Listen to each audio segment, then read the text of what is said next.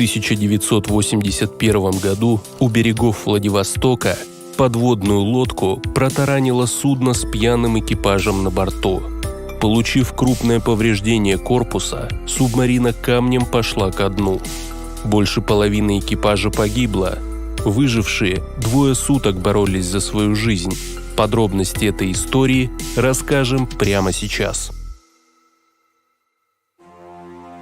Владивосток – портовый город на Дальнем Востоке России.